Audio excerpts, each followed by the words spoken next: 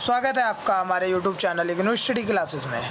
आज हम इस वीडियो में BHIC 105 जो इतिहास का आपका चैप्टर ये है आपका क्वेश्चन पेपर, जिसमें हम पढ़ेंगे, आपको समझेंगे। लास्ट जून 2023 में आया था ये, ठीक है।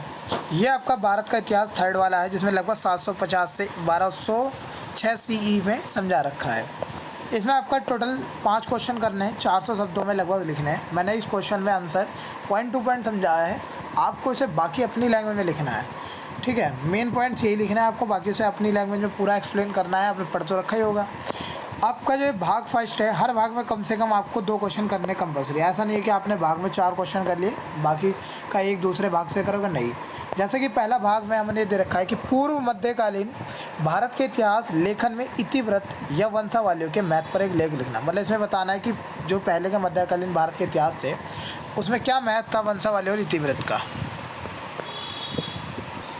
तो आपका ये उत्तर कुछ इस प्रकार लिखना है आपको। सबसे पहले इसका परिचय लिखना है कि पूर्व मध्यकालीन भारत 8वीं और 18वीं सदी तक रहा का इतिहास विभिन्न स्रोतों से प्राप्त होता है, जिसमें पुरातात्विक साक्ष्य, सिक्के, अभिलेख और साहित्य रचनाएं शामिल है। इनमें से इतिवृत्त या वंशावलियाँ महत्वपूर्ण ऐतिहासिक दस्तावेज हैं जो उस कालखंड के राजनीतिक, सामाजिक और सांस्कृतिक जीवन पर प्रकाश डालते हैं।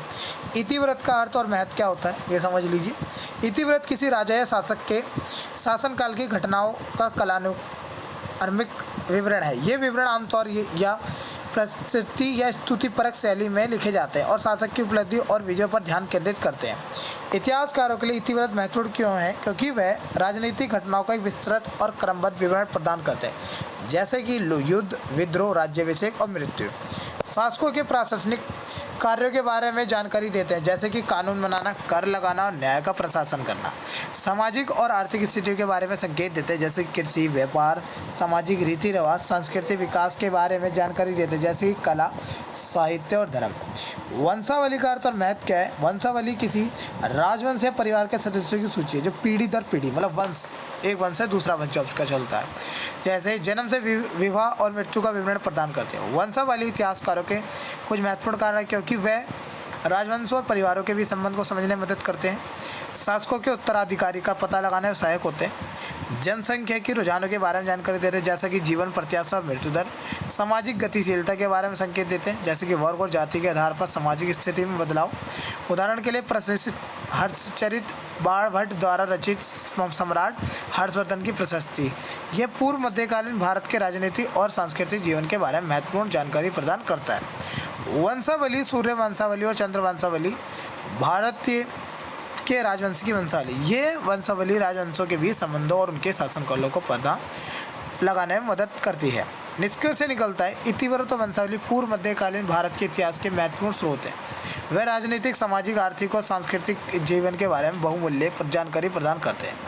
इन दस्तावेजों का सावधानीपूर्वक विश्लेषण करके इतिहासकार उस युग की समृद्ध और जटिल कहानी को फिर से बनाने में सक्षम है। यह ध्यान रखना महत्वपूर्ण है कि इतिवृत्त और वंशावली हमेशा निष्पक्ष या सटीक नहीं होती। वह अक्सर शासकों और उनके परिवार को महिमा करने के लिए लिखे जाते हैं वे, और इसलिए वे कुछ घटनाओं या व्यक्ति को अंतर्जन्य या कम कर सकते। इसलिए इतिहासकार को उन दस्तावेज का उपयोग करके समय सावधानी बरतनी चाहिए और उनकी सीमाओं के बारे में पता होना चाहिए। दूसरा क्वेश्चन ये देख सकते हैं, राष्ट्रकूट राज्य व्यवस्था के स्वरूप की चर्चा करनी है हमें।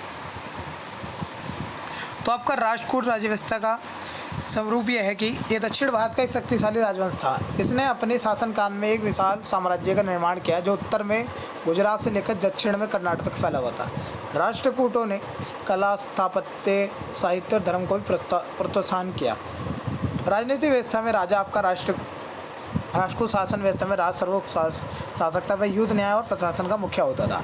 फिर मंत्री परिषद आते थे जो राजा को सलाह देते थे और कार्य में उनकी सहायता करते थे। इसमें विभिन्न विभाग भी शामिल होते, जैसे सेना, राजस्व, न्याय और विदेश नीति।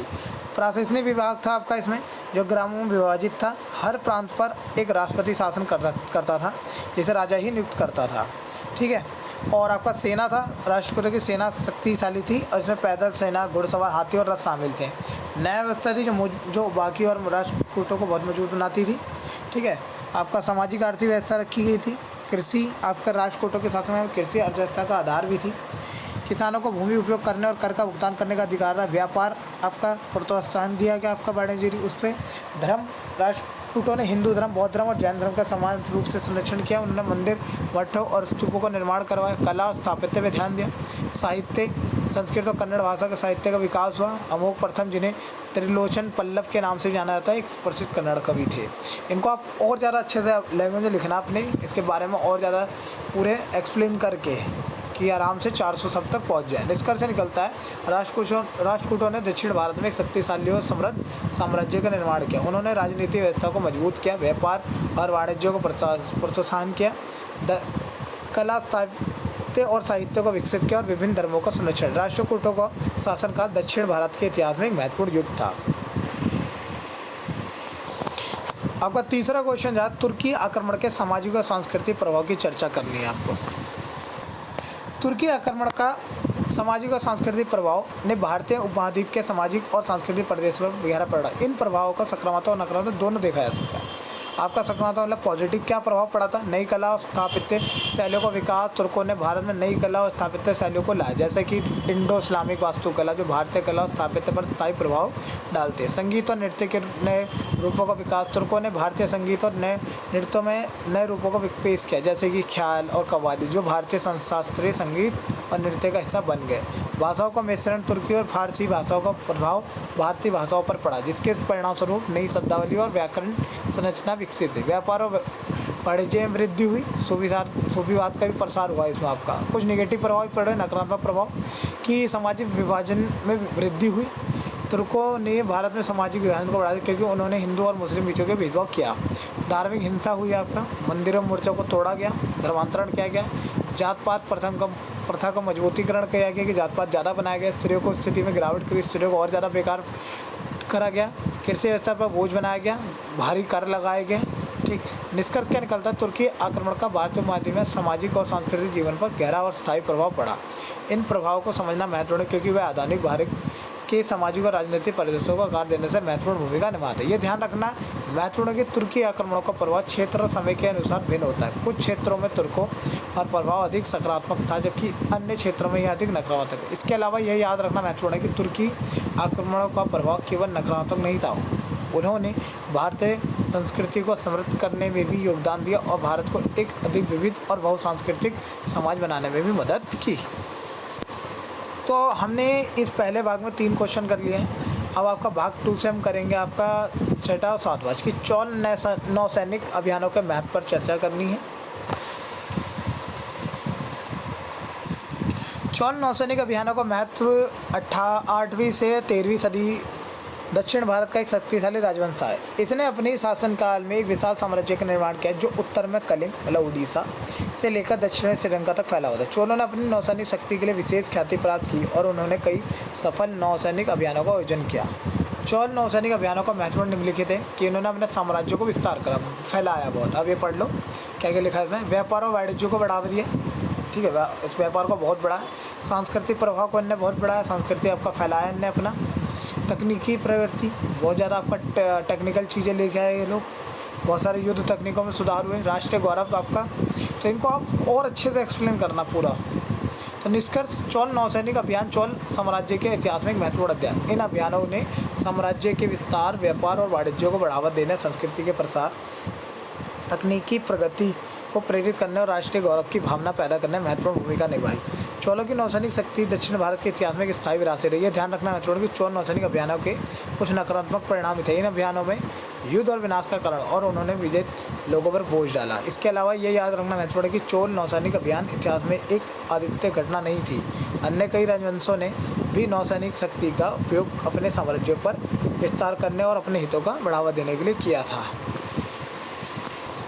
आपका लास्ट क्वेश्चन जो आपका हमने करा है, भारतीय सामंतवाद से जुड़ी बहस की समीक्षा कीजिए। असल में होता क्या, कई बार ना जो आपके लास्ट ईयर के क्वेश्चन होते हैं 2023, 22 दिसंबर वगैरह, ये रिपीट आ जाते हैं। तो इसको अच्छे से आप क्वेश्चन को समझ लें। लिखना के उस तरीके से आप पूरा लिख के आ सकते हैं।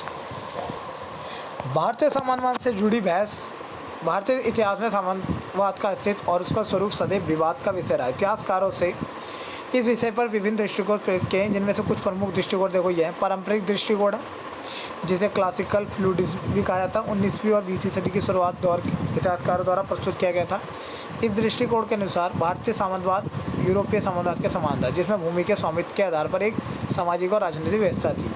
दूसरा आपका संशोधित दृष्टिकोण था, जिसे 20वीं शताब्दी के मध्य में इतिहासकारों ने पारंपरिक दृष्टिकोण को चुनौती देना शुरू किया। उन्होंने तर्क दिया कि भारतीय साम्यवाद यूरोपीय साम्यवाद से कई मानों में विभिन्न था। उनके अनुसार भारतीय साम्यवाद में भूमि के स्वामित्व के अलावा जाति, रिश्तेदारी और राजनीतिक शक्ति भी महत्वपूर्ण भूमिका निभाते थे। फिर आपका क्षेत्रीय विभिन्नताएं थी। कुछ इतिहासकारों का तर्क है कि भारतीय साम्यवाद एक समान व्यवस्था नहीं थी, बल्कि वह विभिन्न क्षेत्रों में विभिन्न रूपों में मौजूद था। उनके अनुसार उत्तरी भारत में सामंतवाद दक्षिण भारत की तुलना में अधिक विकसित था और सामंती संबंधों की प्रकृति भी भिन्न थी। चौथा आपका सामंतवाद की अवधारणा को चुनौती। कुछ इतिहासकारों ने पूरी तरह से सामंतवाद की अवधारणा को चुनौती दी। उनका तर्क है कि यह एक यूरोपीय अवधारणा है जो भारतीय सामाजिक और राजनीतिक व्यवस्था को समझने के लिए उपयुक्त नहीं है। निष्कर्ष आपका यह है कि भारतीय सामंतवाद एक जटिल और विवादास्पद विषय है। इस विषय पर अभ्यास अभी भी जारी है और इतिहासकार अभी भी इसकी प्रकृति और महत्व को समझने का प्रयास कर रहे हैं। यह भी ध्यान रखना महत्वपूर्ण है कि उपरोक्त सभी दृष्टिकोणों में कुछ योग्यता है। उन्हें यह समझने के लिए भारतीय संविधान वास्तव में क्या था, हमें इन्हीं सब दृष्टिकोणों पर विचार करने और उन्हें भारतीय इतिहास के साक्ष्य के साथ जोड़ने की आवश्यकता है। इस बहस के कुछ महत्वपूर्ण पहलू हैं कि साम्यवाद की परिभाषा। इतिहासकारों के बीच साम्यवाद की परिभाषा को लेकर कोई सहमति नहीं है। कुछ इसे भूमि के स्वामित्व पर आधारित व्यवस्था मानते हैं, जबकि अन्य इसे जाति, रिश्तेदार और राजनीतिक साहित्य अन्य कारकों को भी शामिल करने में जटिल व्यवस्था मानते हैं। साम्यवाद का मूल कुछ इतिहासकारों का मानना है साम्यवाद भारत में 8वीं शताब्दी के आसपास विकसित हुआ, जबकि अन्य का मानना है कि पहले से ही मौजूद और धीरे धीरे समय के साथ विकसित हुआ। साम्यवाद का प्रभाव अर्थव्यवस्था, समाज, राजनीति पर गहरा। इसने समाज पदानुक्रम, भूमि स्वामित्व पैटर्न और सामाजिक शक्ति के वितरण को आकार दिया। साम्यवाद का पतन सामंत में हुआ। आपका इस वीडियो में हमने समझा कि बीए जो आपका BHAC 105 कोड है, इसके क्वेश्चन को कैसे हम अटैम्प्ट कर सकते हैं। बाकी और जानकारी के लिए हमारे चैनल को सब्सक्राइब और दोस्तों के साथ शेयर करना ना भूलें।